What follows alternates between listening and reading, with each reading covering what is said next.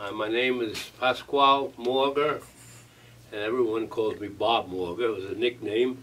I was born in Elmhurst, Queens. I'm one of 11 children. My mother and father come from Rome, Italy, and when they were young, and they came to this country, and they met each other at a church dance, and they got married. Like I said, I had 11 children. Five of us brothers went into the armed forces. We have 6 boys. 5 went into the armed forces. 1 was in the Coast Guard. 4 was in the Army. And I worked, when I come out of the service, I worked for the Department of Sanitation, the City of New York. My brother worked for the government. He was a designer, and my kid brother Michael was a policeman for the City of New York. Wow. Yeah. When you were born? I was born April 17, 1930. And because the day I was born, my name is Pasquale, because I was born on St. Pascal's Day. And years ago, an Italian Catholic family, if you're born on a Saint's Day, that's your name. I If see. you're born on St. Joseph's Day, your name is Joseph. That's how it goes. So how old were you when you first heard about Korean War? Or I was 21 years old. I was drafted. Uh-huh. Because I was a professional boxer. I was doing pretty well. And Professional I got drafted. boxer? Yes, yes. That's why I used to have a pretty little nose. Now it's all over my face. Yeah. So, I boxed all around New York City: Sunnyside Garden, Ridgewood Grove, Madison Square Garden, St. Nicholas Arena, Fort Hamilton, which is still there by the Verrazano Bridge. They had boxing in the summer, and I boxed there 2 times. I boxed in the Garden about 13 times, and Ridgewood Grove about 10 times. My first fight was in Sunnyside Garden on Queens Boulevard, and the building is still there yet. so you were a professional boxer? Yes, I had 42 fights. And how many wins? I believe that's 36 wins. I believe I had 6 Oh, losses. you were pretty good. I did all right, yeah. So you're making living out of professional boxing? Well, you didn't make much money until you started going up. If you fought in a local club, let's say a 4-rounder, you got $50 or $60, and when you fought in the Garden with a 4-rounder, you got $150. So when I got up to 6 rounds in the Garden, that was $500. So then you can start. In them days, 1948, 49, 50, 51, you can live on $500. You know, my brother Lou, who was about a year older than me, he was drafted first, but he went to Germany. I went to Korea. I see. Yeah. Had you known anything about Korea when you first heard I about never the heard of Korean Korea. The only Oriental people I ever knew was Chinese people. I never heard. And the Japanese people, of course, we heard about Japan because of World War II, because they bombed Pearl Harbor. But as far as Oriental people, we thought, well, the Chinese were the only Oriental people. Then come the Japanese, Korea. Where's Korea? I thought it'd be over when the Americans went in and the Canadians and the British went in. I thought it'd be a short war, but then it wasn't. Then the Chinese came in the war, and then President Truman fired MacArthur, and I said, oh boy, we're in trouble. And then I got drafted. When, do you remember the date that you were drafted? Approximately May of 1951. It was about a week or 2 after my last fight in St. Nicholas Arena in Columbus Circle, Manhattan. So it was May in 1951. May of 51. My father was so patriotic that I hoped and prayed that I wouldn't fail the medical examination. Because if I failed the medical examination, I went home and told my father that I failed the medical examination. I think he would be annoyed. Because I had 4 brothers went in, let's see, Louis, Jackie, 3 brothers went in before me, 2 in World War II. 1 brother went in during the Korean War. He went to Europe, and my kid brother will come in after me. So my father was a very patriotic American. He loved America. You cannot say nothing wrong about America to him, although he come from Italy. He was 15 years old when he came here. And all he said to me, I'll never forget this, and I tell my children the same thing. But he took me to the railroad. I think we had to go into Grand Central because we had to go pick up a train in Harrisburg, Philadelphia. He said to me, don't be a hero, but don't disgrace my name. I went, okay, Pop. So I think he was kind of proud of me, though, after I got a citation and it was put on television with Don Dunphy show. I don't know if you heard of Don Dunphy. Don Dunphy used to do the Friday night fights in Madison Square Garden. Now, I didn't know I was getting a medal until I come out of the service, and I didn't know they put me in for a medal. They saved a lot of lives in Ulsan on the East Coast. Okay, so I got a letter from the War Department that I'm getting a medal, and you can come down and pick it up at the Army Post, or we'll bring it to your house. So it just so happened my ex-manager said, how about meeting me in the garden, we'll go have lunch together. I said, okay.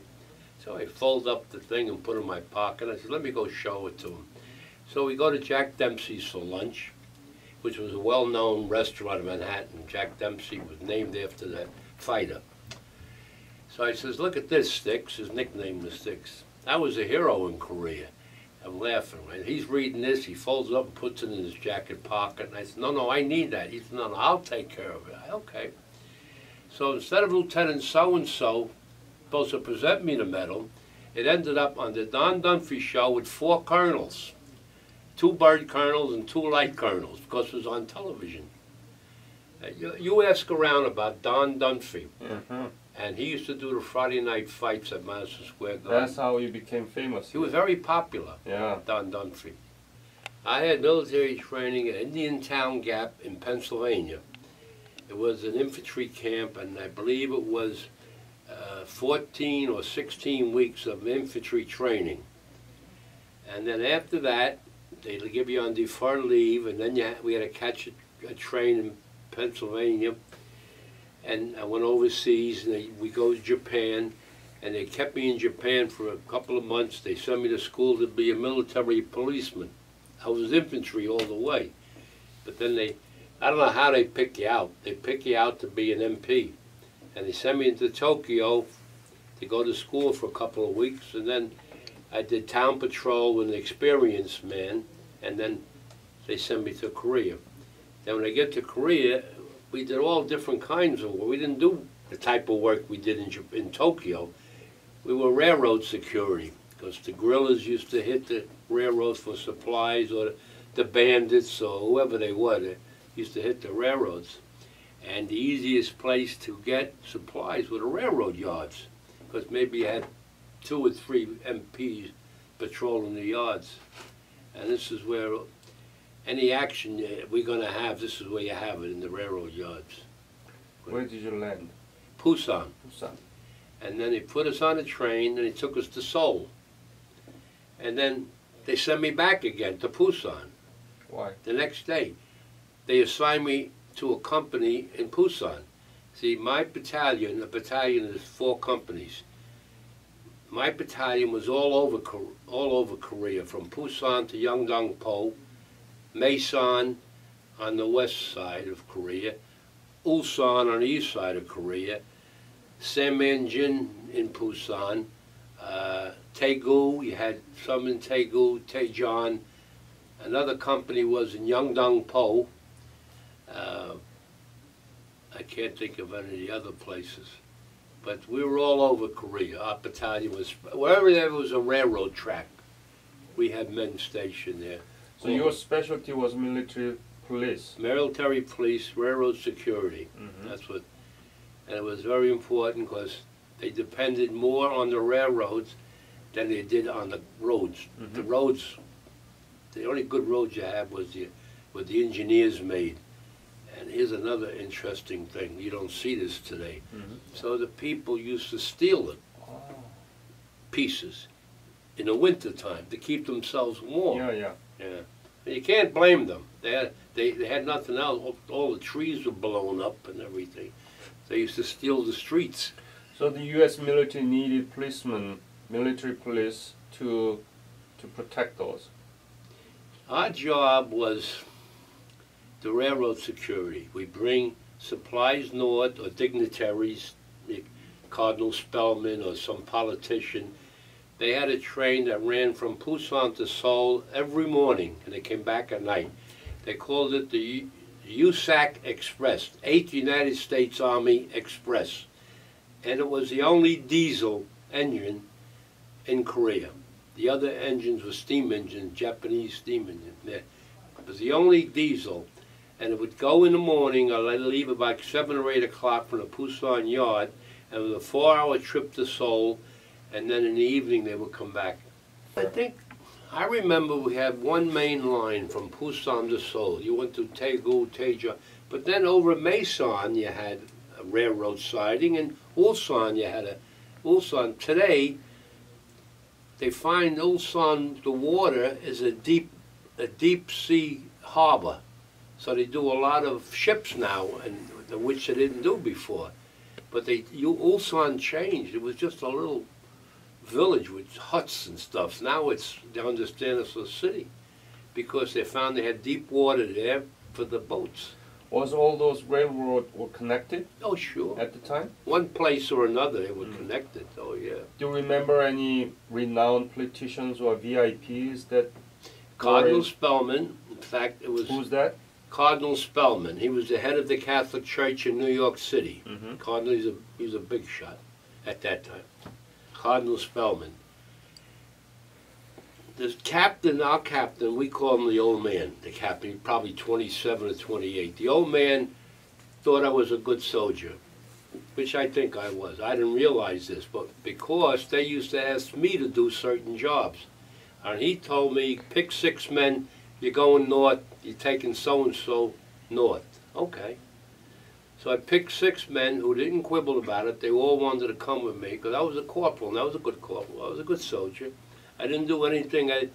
I wouldn't give them an assignment that I wouldn't do, you know. So I had no problem picking 6 men to come with me. And you go get the ammunition, you get the sea rations, you get the grenades, and bring them to the railroad yard. And that's what we did. June 29, 1952, okay. What happened is there was an Air Force depot on the other side of the hill, the mountain. In Ulsan.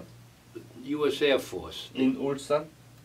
No, it wasn't Ulsan. It was right next to Ulsan. I don't know what town it was. They had explosions, and there was bombs in the railroad cars. So they brought the railroad cars to where we were, because they were hot. They called them hot bombs. They weren't sure if they were going to explode or not. So they brought the railroad cars there. So of course, me and Johnson, we were the 2 low. I was a PFC, and he was a private. We were the 2 lowest ranking guys. So it was our job to watch them all night long, that nobody goes near them. So so nighttime comes, we're out in the yard, and he says to me, how are we going to watch these cars? Because they have curves and this. Here's how we'll do it. We'll go under the car and watch. We can watch on both sides. So I says, I'll take the first watch. You go to sleep on the railroad tracks. And he went to sleep. He did go to sleep. So I stayed up all night. Then when they came, I hear noise. Who's there? You're yelling, hear noise. And all of a sudden, they were trying to rob stuff out of the car. Now I wake Johnson up, and he's shooting at them. They're burning the houses. So he was a big guy. So I said, I'll go in the houses and get the people out. You'll fall all over yourself. You keep them away. Keep firing at them. Because the people were afraid to come out of the house because of the gunfire. See? So I went in there, and you pull them by the hair, kicking them in the butt, get out of here, throwing them out of the houses to save their life. They didn't realize. They were afraid to come out. Johnson, thank God, he was a good shot. He knocked off a few of them, then they took off. They ran away. Who were there? The guerrillas, or bandits, whatever they were, or North Koreans, I don't know. You didn't know?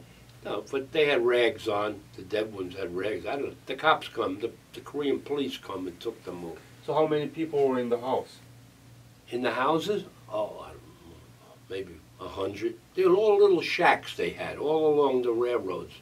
They used to, I don't know, for some reason they put shacks around the railroads because they can come into the railroad yards and get coal or maybe find food.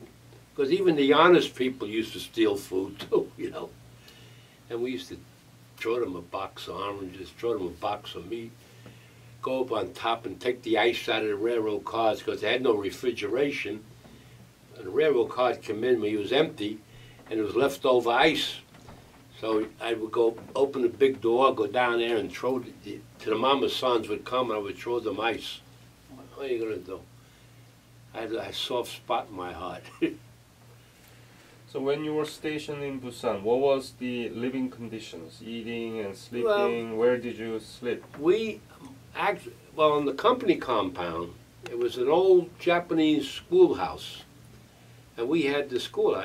Let's say you had a room this big, and you have 10 cots in here, and you live in your cot. So you have a cot. You had 2 blankets in your cot. That's how you lived in an old schoolhouse. Then you had a wall around the schoolyard too. How about any Korean food that you had? We never ate. Good thing, maybe rice, but I don't remember eating Korean food. We didn't, you know, they had them if you wanted, I guess, but before Koreans, they didn't even have enough food themselves. I mean, I remember myself with the kids that hung out in the yards, they had no mother, no father. I used to give them whatever I can. And if I had no more money, I'd give them cigarettes. They can sell the cigarettes. You know, I would give them things.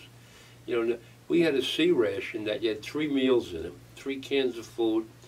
You had a chocolate bar, you had a cookie, you had water purification tablets, you had a little pack of 4 cigarettes in it, toilet paper, soap, different things like that in a box. And you give them whatever you can. I mean, those poor kids, they had no mother, they had no father, they had no house. The government couldn't take care of them. The government was in shambles themselves, you know, at that time. They couldn't take care of those kids. I mean, they had like, you know, religious homes and stuff that try to help out, like different Protestant and Catholic religious people. They used to, orphanages they had, and Americans would donate the food, clothes, and stuff like that. And like, even on my compound in Busan, they would eat our food. See, the mess sergeant got rations for them, which was basically rice, right? But what he would do, after the GIs ate, they would let them get online and eat, and then once a month or once every 2 weeks, he would give them their rations to take home. Don't let me catch you selling them. Bring it home to your family. And that's what they did. So, in a way, the Korean man would want a job on a U.S. compound more or less for the food. I don't know, once they got paid, it couldn't be too much. But just for the food. They gave them their meals, 3 meals a day, and whatever rations the mess sergeant got for them to take home. And a couple of bucks, I don't know how much they gave them money. So it was, you know, it was a pretty good deal. And they had to be clean. They had the sergeant that took care of the area, the compound area. The little kids that were on the compound, he would teach them how to read and stuff like that. I never forget this guy. Looked like a junkyard. Seoul, you got to remember, the North Koreans come down, the Americans went north, the Chinese came down, and the Americans went north. 4 times they were invaded, right? The buildings beat up, they bombed, everything. It's, you know, that's Seoul. How about other area, local province where the train was passing through? Well, Daegu was mostly, there's a few buildings, but most of it was farms on the outskirts of Daegu.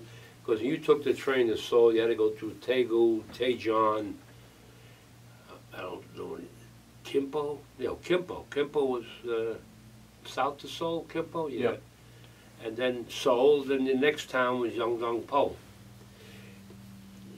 But most of them were the regular small buildings. The big buildings wasn't Seoul. And then you had all the farmers, you know, the farmers and stuff. I was always in the same company, was mine, but just that you traveled around a lot. Sometimes you go to C company, sometimes the D company, bring supplies. They take it from there, they bring it up. Sometimes you stop in the railroad yard in some little town, and the British guy meets you. They take the car off the train, they disconnect it, and you give the British their supplies too. It's just that it's a job you had, and you didn't sit in one spot, except when they gave me a break, and I had a job for about a month or two in the compound, guarding the gate, and it was only 8 hours, 8 on, 16 off, regular shift, 7 days a week. Nice clean uniform, and I liked that. It was nice. 8 hours on, 8 hours off, 16 hours off. You go, wow. How was life in Busan? There's no life really, there's no. In other words, if the first soldier says to you, "Here's a 10-hour pass," what are you going to do with it? There's no place to go for you. You're an American. Where are you going to go? There's no movies for Americans, you want to go meet a girl. That's something else, But there's nothing to go see. You can go, maybe you can go to the church or whatever, but there's nothing to do. Any other memories that you want to share during your service in Korea? Well, I remember one of the guys made a connection with some little restaurant. Now, I can't remember. It was just outside of Busan. And we had to do was chip in $1 a piece and bring our own beer. And he cooked shrimps. He gave us a load of shrimp, for $1. We gave him $1 a piece, so we bring our own beer. And I forgot exactly where that was. It was right outside of Busan, because I remember we couldn't spend much time there. 자갈치? Does that remind you? No. Okay, go ahead. I don't remember the time. It's got to be between Busan, maybe. Where was Sandman Gin or Busan Gin? Yeah. Something like that, in between. And this guy said $1 a piece, and I didn't make the deal. Another guy made the deal with him. He said, "Of course, it's $1 a piece. He'll give us all the shrimp we could eat. We bring the beer. Any beer left over, he keeps it." The man had one of these little tiny restaurants. Why not, right? Yeah. And it was nice. The food was good. The shrimp was good. You take whatever you can get. It's a lonely place to be if you don't do something for yourself. You gotta keep yourself busy, because when you're out in the yards at midnight, you start your shift. You're lonely. Let me tell you, you're lonely. You gotta not only worry about guarding the stuff. You gotta worry about somebody hiding behind that train. He's ready to cut your throat. You gotta watch all that. Yeah. What is the most difficult moment that you still remember? What made you really suffering, if there were any moment like that? When you're assigned to guard the yards, it was 12-hour shifts. You start at 12 midnight, you end 12 at noon the next day.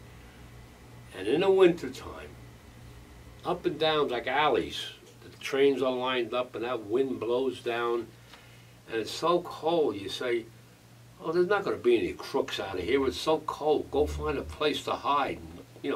That's what you would do. You look for a place to hide because of that cold wind would come in there. All you have is you and the buddy. He's around somewhere walking around, and you're on this side of the yard. That's all you have. You're by yourself, really. And it's lonely, and you don't know what's around the corner. You don't know what's hiding behind that other car. So if you want to take a break, it's sort of like you got to go hide, to do it. And we always had a pistol with us and a rifle, keep it ready all the time. You don't know who's going to jump you. How often did you write back to your family? I used to try to write back to somebody. I would think a couple of times a week. My brother, my sister, my mother, my cousins. That makes you busy, right? Yeah, you write back, and they send you a letter.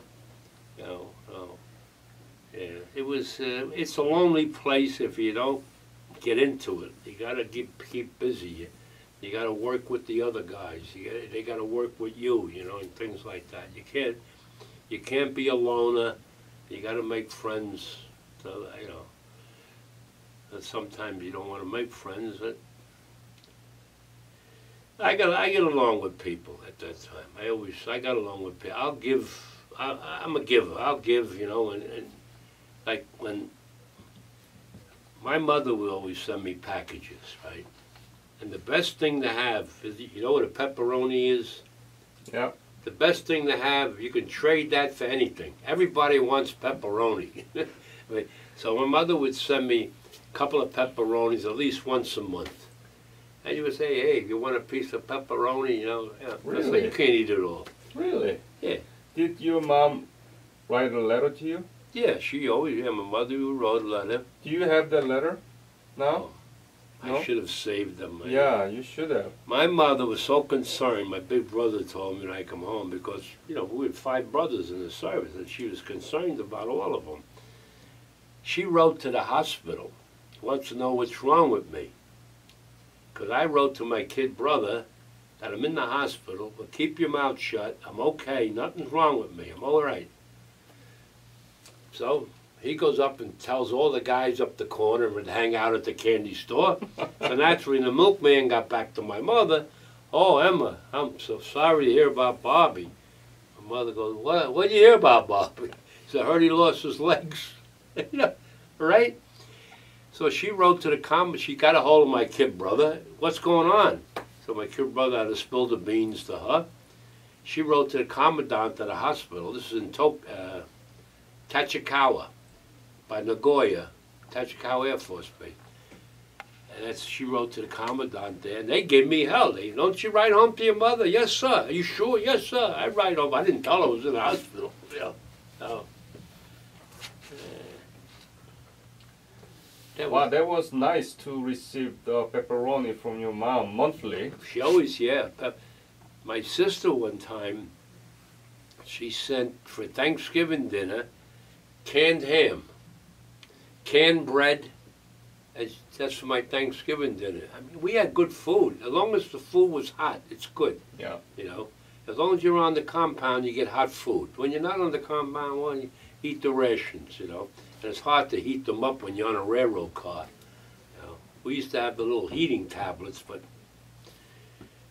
so I never had. You know, they always sent me stuff and things like that. Like I said, my mother, during World War II, she had my 2 brothers in the service, and she knew what to do from them. You know, one was in the Coast Guard, one was in the Army, and she knew what to do.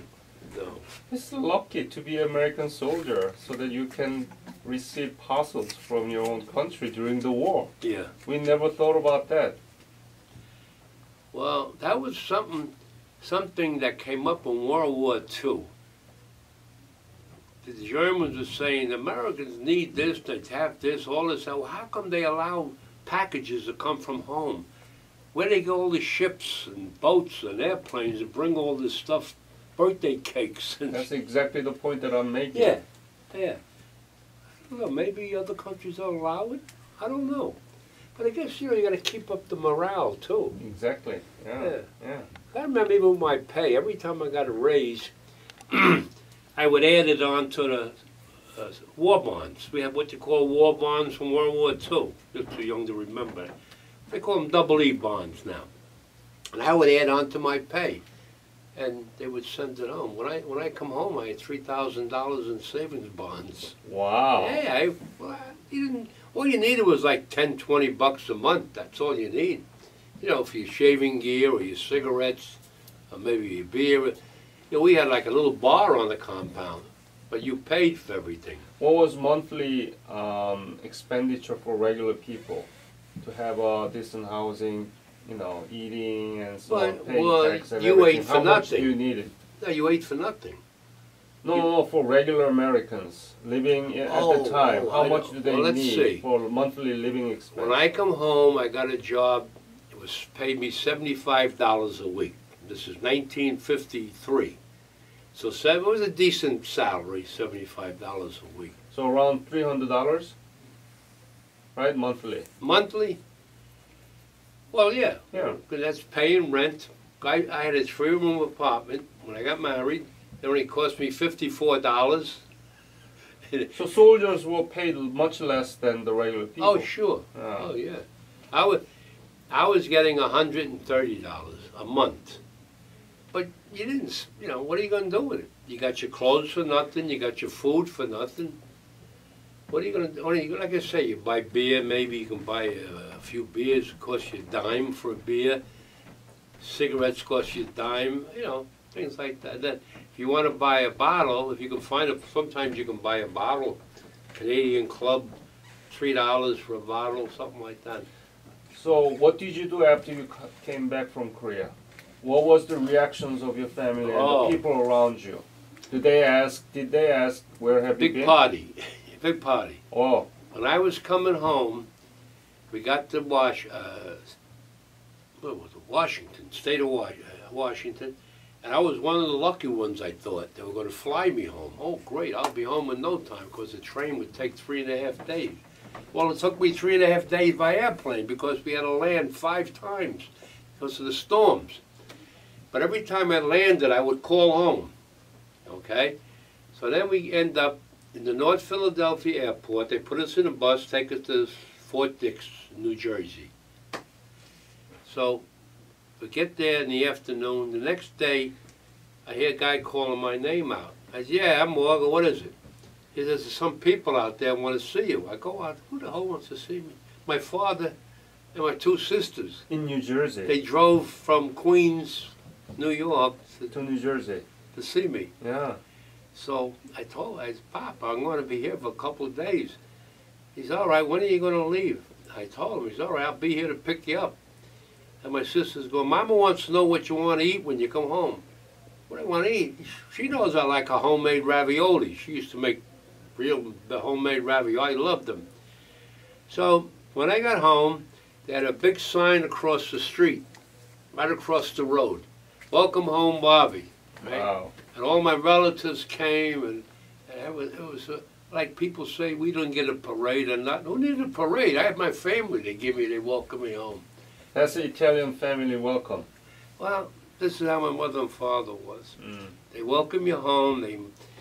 She invites her brothers, which my uncles, invites them to come.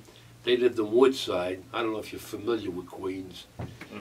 They didn't live too far away. My grandfather lived there. They came, and then other cousins from Corona came. We had a big mob at the house, a big party. Have you been back to Korea since you left? Three times. Oh, when was it? The last time I think was, let's see, I went back when they had the Olympics. That was what, 80? 1988. Yeah, I think the last time was 99. I was supposed to go last year, the 60th anniversary, but I says, no, let somebody go who hasn't been back yet. I've been back 3 times. Let somebody go who hasn't been back. These Korean organizations, they send us back. So I told them, I've been back 3 times. But they used to want me to go because I was the president of I organized this group. I was a president for 21 years. Last year I finally said, I got to take care of my brothers, my sisters. I got 2 widowed sisters. I got a sister who was very sick. She passed away last year. I got a lot of family things to do. So, because I'm one of the youngest, you know. I got one brother was an inventor. You know, he's got patents with the government and all that. He's 88 years old. You know, and, I got 3 older brothers.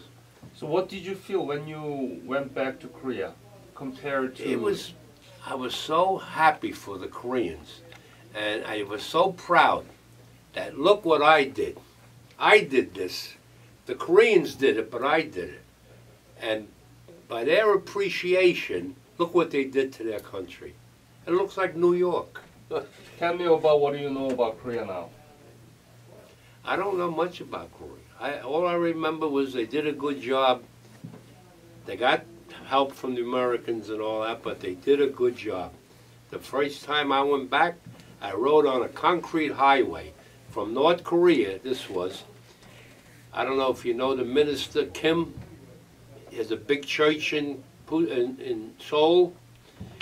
He took us on a bus into North Korea, and he even showed us they have like a screen and you can watch the North Koreans up on the hill.